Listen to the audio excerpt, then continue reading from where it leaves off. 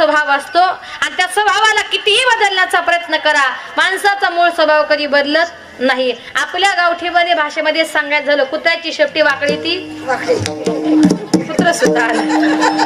त्यानंतर आपण म्हणतो काथा जळतो वळ जळत नाही. म्हणजे थोडक्यात काय, माणसाचा मूळ स्वभाव कधी बदलत नाही, त्याला कितीही बदलले. येऊ द्या आलं तर येऊ द्या. तुम्ही उद्या सांगायला नको रात्री वनिताताईंच्या कीर्तनाला कुत्र सुद्धा नव्हतं, त्याने सुद्धा हजेरी लावली, त्याची काही चुकी आहे. आणि म्हणून प्रत्येक माणसाचा एक मूळ स्वभाव आहे. माणसाच्या स्वभावाला कुठल्याही प्रकारचा त्या ठिकाणी औषध नाही. सुंदर उदाहरण सांगते का माणसाचा मूळ स्वभाव कधी बदलत नाही. एक दिवस एका गावामध्ये एक वैदिन रस्त्याने चालली होती. वैदिन माहितीये ना, वैदिन महिला मंडळ सगळ्यांना सुया घे, बिब घे, दामन घे, पोत घे. मी नाही बरं का,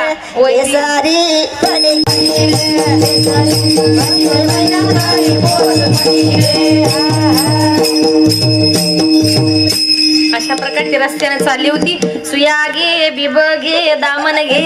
आणि तेवढ्यात तिथल्या राज्यातल्या राजाने बघितला, रे रस्त्याने चालली, फार गोड आवाज येतोय, आहे तरी कोण. राज्यातल्या राजाने खिडकी डोकावून पाहिलं तर त्याला असं दिसलं, रस्त्याने जी चालली ती वैदिन आहे, पण जी वैदिन आहे ना ती सुंदर, तरुण, तडफदार, ब्युटिफुल अशी मुलगी आहे. राजाने विचार केला, अरे वैदिन जरी असली पण हिच्यासारखी सुंदर मुलगी या राज्यामध्ये पुन्हा भेटणार नाही. लग्न करील तर हिच्याशीच करणार. कुणाशी? वैदिनीशी. विचार केला राजानं. होती कोण? वैदिन.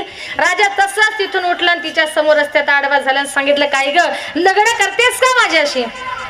ती म्हटली, राजा लाज वाटत नाही का तुला? अरे महाराष्ट्रातल्या तरुणीशी लग्न जर करायचं असेल, मुलीला नाही तिच्या बापाला विचारावं लागतं.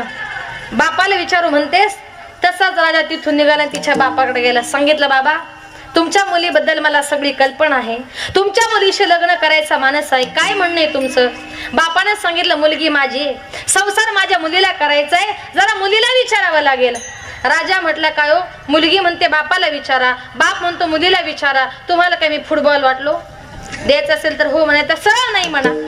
बापाने विचार केला, अरे आपली मुलगी आहे तर वैदिन, रात्रंदिवस ती धंदा करते आणि राजा मागतोय, द्यायला काय हरकत आहे? बापाने सांगितलं, ठीक आहे, माझी मुलगी मी तुम्हाला देतो. आता देतो म्हटल्याबरोबर काही दिवसांनी राजवाड्यामध्ये लग्न सोहळा मोठ्या थाटामाटामध्ये पार पडला. आदल्या दिवशी गावोगावी पाठी घेऊन फिरणारी वैदिन कोण झाली? राजाची राणी झाली. राज दरबारात गेली. आता राजाची राणी आहे म्हटल्यानंतर फक्त एका जागी बसायचं, शंभरदाच्या सेवा करण्यासाठी यायच्या. आता हिला दिवसभर 17 गाव फिरायची सवय, एका जागी बसून गोडच लागे ना. आता रोज पाची पापडाचं ताट समोर यायचं. ताट समोर आली का एखाद्या कोपऱ्यामध्ये ढकलून द्यायची आणि 7-8 दिवसांनी शिळे तुकडे झाले का कडाकड फोडून खायची. कारण ताजं खाणं हा तिचा स्वभावच नाही. आणि ज्या वेळेला आपल्या हिंदू धर्माच्या प्रथेप्रमाणे लग्नाची पूजा, सत्यनारायणाची महापूजा 15 दिवसांनी राजवाड्यामध्ये ठेवण्यात आली. महापूजा वगैरे पार पडली. नंदाई पुढे आली आणि म्हटली, वहिनी जरा नाव घ्या. आता नाव घ्या म्हटल्यावर थोडीशी लाजली आणि तिने नाव घ्यायला सुरुवात केली. नवऱ्याचं नाव होतं हरिश्चंद्र राजा. काय होतं? नवऱ्याचं नाव होतं हरिश्चंद्र राजा. तिने नाव घ्यायला सुरुवात केली. घेऊ का नाव? नाव घेऊ का?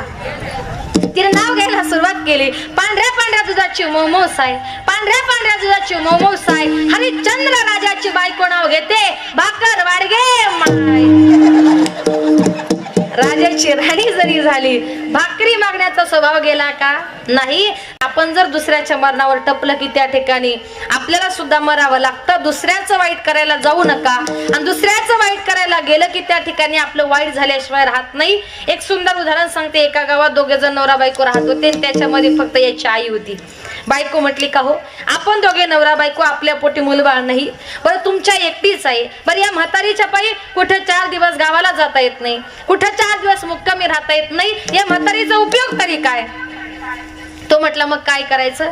ती म्हटली, असं करा, मी तुम्हाला एक आयडिया सांगते. असं करा, तुमच्या आईला आपली गावाच्या बाहेर मोठी शेती आहे आणि त्या शेतीचं राखण करण्याकरता म्हातारीला शेतामध्ये झोपडी बांधून द्या, जेणेकरून म्हातारी झोपडीमध्ये राहायला गेली का आपल्याला कुठेतरी 4 दिवस फिरायला जाता येईल. यानं आपल्या बायकोच्या सांगण्यानुसार आपल्या आईला शेतामध्ये झोपडी बांधून दिली. एकटीच आई झोपडीमध्ये राहू लागली. परिणाम असा झाला, मुलगा सकाळी कामाला निघाला की आईला डब्बा घेऊन जायचा, संध्याकाळ आला की परत डबा न्यायचा. ही सांगते, का हो तुम्हाला किती त्रास? दिवसभर ऑफिसचं काम, संध्याकाळी डबा न्यायचा, सकाळी डबा न्यायचा, आपल्याला बोलायला वेळ सुद्धा भेटत नाही. तो म्हटला काय ग, तुला माझी आई घरात नको, तिकडे शेतात नको, अगं मी करायचं तरी काय. ती म्हटली बघा एक गोष्ट तुम्हाला सांगते, पटलं तर घ्या तर सोडून द्या. म्हटलं काय. ती म्हटली मला असं वाटतं एकदाची म्हातारी मारायची. तो म्हटला म्हातारी मारायची अगं सोपी गोष्ट आहे का, तुरुंगात जावं लागेल, जेल भोगावं लागेल. तो म्हटला अगं. ती म्हटली अहो जेल बेल भोगण्याची गरज नाही, म्हातारी मारायची ते तुमच्या डोक्याने नाही माझ्या डोक्याने. म्हटलं कशी काय मारायची. ती म्हटली बघा तुमची आई शेतामध्ये झोपडीमध्ये एकटीच राहते. आज रात्री 12 वाजता गावातले सगळे लोक झोपायला गेले, एक मोठा रॉकेलचा ड्रम घ्या, झोपडीवर रॉकेल होता, आग लावा, बरोबर रात्रीतून म्हातारी मरणार. यांना आपल्या बायकोच्या सांगण्यानुसार रात्रीच्या टायमाला सगळे गावातले लोक झोपी गेले. गाडीवर एक रॉकेलचा ड्रम घेतला आणि आईच्या झोपडीकडे गेला. आता योगायोग कशाला म्हणतात, देव तारी त्याला कोण मारी.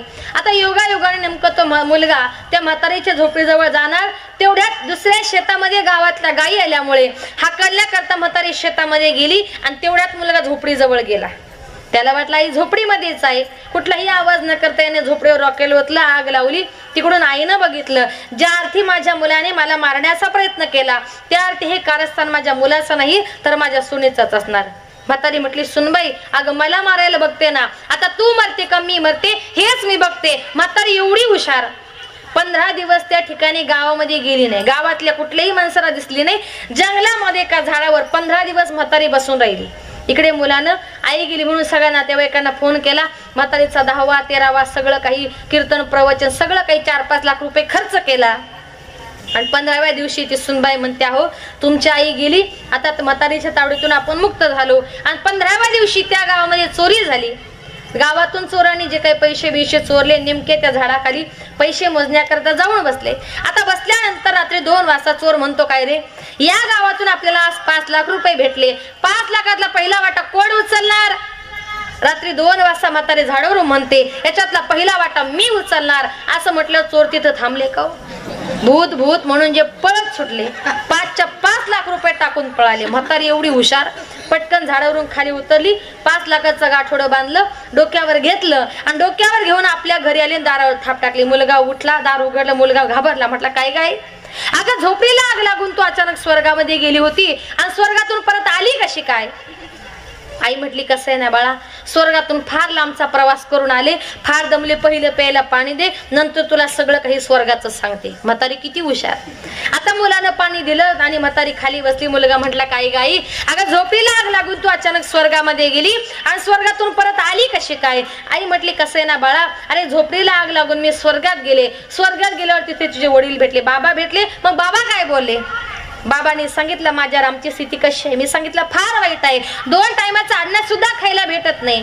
बाबांना सांगितलं म्हातारे काही कर, माझ्या रामला एवढे 5 लाख रुपये देऊ नये म्हणून बाळा तुझ्या करता मी हे 5 लाख रुपये घेऊन आले, 2-4 दिवस इथे राहणार आहे आणि परत स्वर्गामध्ये जाणार आहे. सुनबाई म्हटली का हो सासूबाई, स्वर्गात तुम्हाला यांचे वडील भेटले, माझे आई बाप नाही का भेटले. म्हातारी म्हटली भेटले ना. म्हटली कशा आहेत होते. अगं काय सांगावं, त्यांची अवस्था फार वाईट आहे, पण हा तुझ्या आईबापाने मला एकच सांगितली बहीणबाई आता तुम्ही खाली चालल्या ना, तुम्ही गेल्यानंतर 2-4 दिवस तुम्ही तिथे राहा आणि आमच्या मुलीला आम्हाला स्वर्गामध्ये भेटायला पाठवा. म्हटली मला भेटायला बोलवले. म्हटले हो. म्हटलं असं करा सासूबाई, मग आला ना आता 2-4 दिवस तुम्ही इथं राहा, यांचा डबा पाणी सगळी सोय करा, मी पटकन 4-5 दिवसामध्ये स्वर्गामध्ये जाऊन येते. म्हातारी म्हटली तुझा याचा डबा पाण्याचं टेन्शन घेऊ नको, मी सगळं काही करते. सुनबाई म्हटली सासूबाई स्वर्गामध्ये जायचंय, पण स्वर्ग नेमका कसा आहे. सासूबाई म्हटली सुनबाई इतका सुंदर स्वर्ग, इतका सुंदर स्वर्ग, त्या स्वर्गाचं वर्णन माझ्या तोंडून मी करू शकत नाही, तुला गेल्यावर सगळं काही कळेल. सुनबाई म्हटली सासूबाई आहो इतका छान स्वर्ग आहे, मी स्वर्गामध्ये जाते, पण स्वर्गात जायला रस्ता कुठून, राईट लेफ्ट उजवा डावा, किती टर्न मारायचे, कुठून टर्न घ्यायचा.